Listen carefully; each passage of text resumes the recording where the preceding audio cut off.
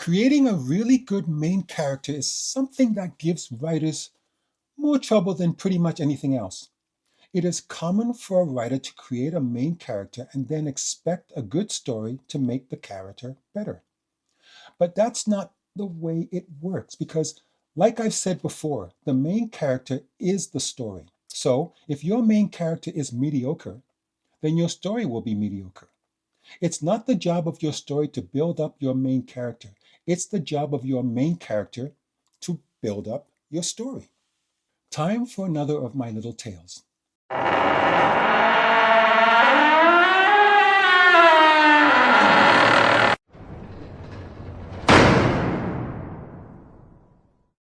A long time ago, in a little hamlet, rarely visited by anyone who didn't already know of his existence, there lived a young man and his wife.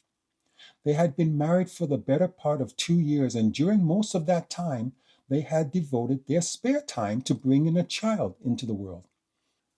But try as they may, Claustra was unable to utter the words she knew Wulfric desired most to hear: I am with child. They finally gave up trying after a visit from the town healer, who explained to them that Claustra was barren and could never hope to have any child, no matter how much they tried. Trying to come to terms with the fact that they would never have a child of their own, Wulfric decided to take a walk along the creek that ran along the bottom of the hamlet. It was a pretty place rarely visited by anyone with even a little sense because, although no one had ever seen one or even knew of someone who had, it was well believed to be inhabited by a very old elf. Wulfric was so preoccupied with the news of his wife's barren state, he hadn't noticed that he had wandered into the very place he knew never to step foot in. It was the sound of the dry twig snapping under his foot that brought him out of his daze and for the first time aware of his sudden predicament. When Wulfric realized where he was, he quickly turned around and was just about to head back the way he came when he heard a rustling in the bushes behind him. His curiosity having gotten the better of him, he turned to see what was making the sound. Slowly, he walked over to the bush and, after separating them, peered down. It was then that he realized that he was looking at an actual elf that had gotten himself caught on one of the branches. After watching the elf frantically try to free himself, Wulfric offered him some assistance and in no time had the elf free. Then the elf, grateful for the help, spoke. I am grateful for your help in freeing my arm from that bush, and so as a little thank you, I will grant you one wish. Wulfric was beside himself with joy. He knew exactly what his one wish would be. But then he thought for a moment. His mother had been struck blind recently, and he vowed to do whatever he could to help her see again. Then he thought some more. His father had broken his back while working the fields and was now paralyzed from the waist down. He had promised his father to one day find a way to allow him to walk again. Wulfric turned to the elf and spoke. Is it possible to have 3 wishes? I wouldn't ask, but I have need of all 3. You have merely helped me from a bush that I would have eventually freed myself from anyway, said the elf. So one wish is all I can grant you. Wulfric thought for a long time about his parents and his wife, who had just found out that she is barren. Suddenly, he began smiling. He knew exactly what to ask the elf for his one and only wish. Today, we will explore creating your best main character, your protagonist. And then at the end of this video, I'll tell you the ending of this story and what Wulfric's one wish was.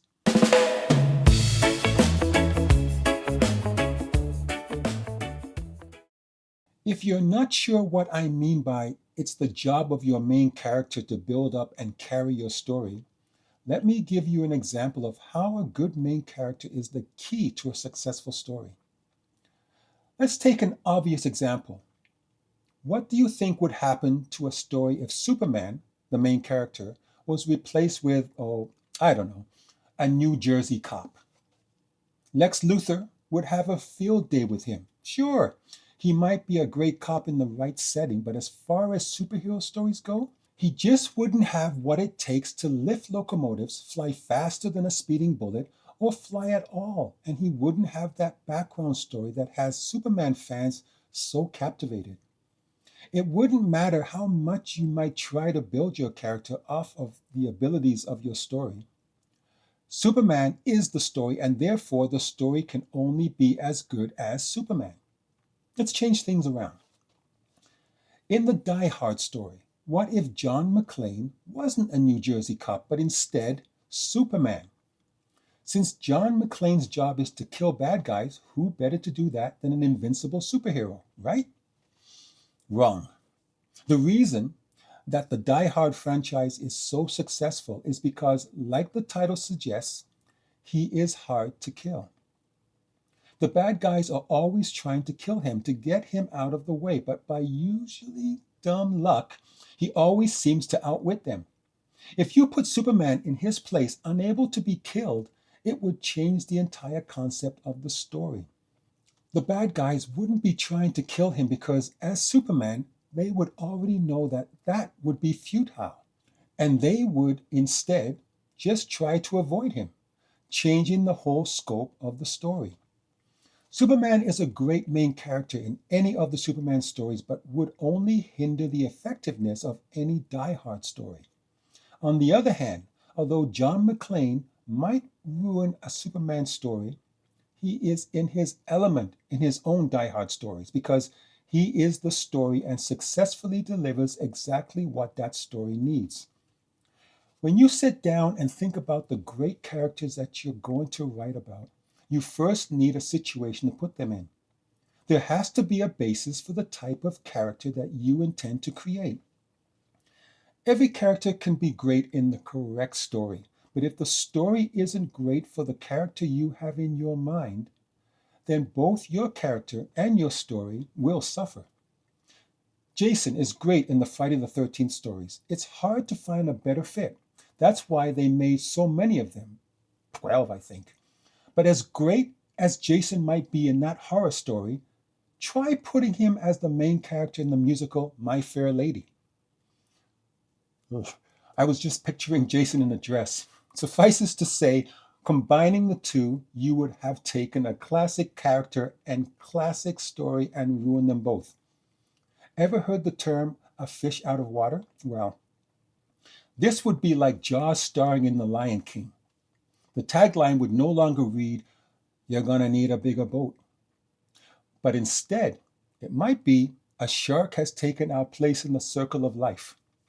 Kids would be afraid to go into the jungle and go swimming instead. Characters do well, even great, in their own stories. Putting a great character into the wrong story is just the same as putting the wrong character into a great story. Because if your character is in the wrong story, like Jason in a family musical, he can't be at his best because, like a fish out of water, he wasn't created for such a story. And you can't expect to have a great story with just a mediocre character leading it because, since your main character sets the tone for your story can only be as good as that main character. With a good character, and I mean one that is both relatable and well motivated with a good backstory, your actual story almost seems to write itself. This is one of the reasons why character development is so integral to a good story. Because, like I keep saying, your main character is your story. Think about the story you would like to write. A meteor lands on Earth and turns an ordinary accountant into a supervillain. A superhero type character would work here. A marine biologist discovers the whereabouts of a sunken treasure. A Jaws type character would work here. A college girl has fallen asleep in study hall past curfew. It's late. It's dark and she is all alone to make it back to her dorm. A Jason type character would work here. Once you have what you believe to be a really good idea, think about your main character and how well he or she will fit with your idea. If you find that you're struggling too much to make the two work together, then it's just not a good fit. Either your story or your main character is wrong. They have to work together. Your main character cannot lead a story that he or she has no business being in. You will be fighting an uphill battle from the start. Your story will be strained, and your main character will be left without a clear and decisive direction to follow. Sometimes finding the right main character for your story is a long and arduous process.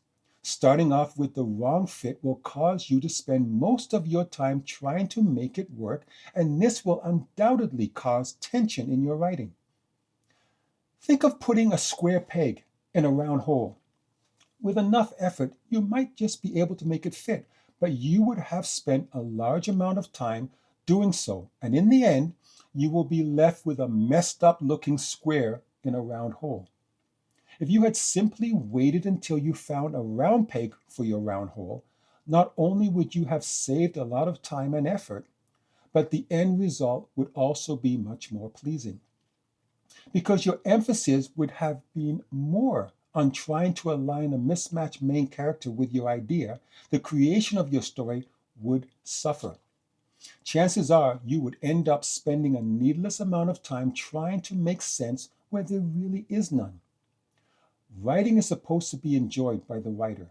Why else would you sit down to write 300 to 400 pages? But if the experience is anything but enjoyable, you will likely give up. And all because you failed to create the right main character for your story. If you think about it the right way, there's really isn't such a thing as a bad character or a bad idea. Every character or idea is great in its right place. Where the problem begins is when your character and your idea are not good together. It's like joining two people in marriage just because there's a baby on the way. And when you, as the writer, try to make these two important aspects of your story good together, the process ends up putting undue stress on your ability to create a good story. Just keep telling yourself your main character is the most important part of your entire story. Without that main character, you simply don't have a story. So, take the time to find the best fit for your story. It doesn't matter how long it takes. What matters is that when you finally find that perfect marriage between your character and your idea, your story will have the best chance of being the amazing story you want it to be. And now the ending to the story I call The Perfect Wish. As Wolfric stood staring at the elf, trying to decide which of his loved ones he was going to use his one and only wish on, he realized that he couldn't live with himself if he chose one over the other. He couldn't leave his wife without the chance for a child. He couldn't leave his mother without the chance to see again. And he couldn't leave his father without the chance to walk again.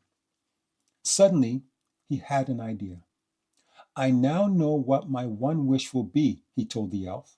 Go ahead, said the elf. I want my mother to be able to watch my father walk my daughter down the aisle. Thanks for watching, and if you found anything that I said beneficial to you in any way, hit that subscribe button because you never know. My next video might just be helpful too.